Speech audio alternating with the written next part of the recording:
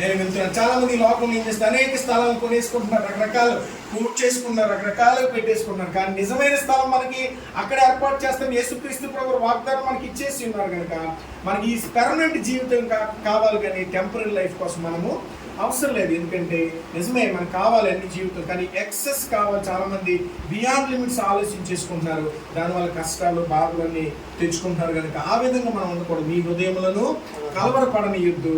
నేను మిమ్మల్ని తండ్రిని ఆరాధించిన మీరు నన్ను ఆరాధించండి, నేను మీకు తోడుగా ఉన్నాను. వాక్యం మనకు ఎంతగానో తెలియజేస్తుంది. ప్రసంగి మరి 7:1 కూడా చూసినట్లయితే బ్రదర్ చెప్పారు. ప్రసంగి 7:1 సుగంధ తైలము కంటే మంచి పేరును ఒక జన్మదినము కంటే మరణ దినమే మేలు అంటుంది. చూసారు, మనం గిరిపేలు ఏం చెప్పాడు, రోదన చేయమని చెప్పాడు.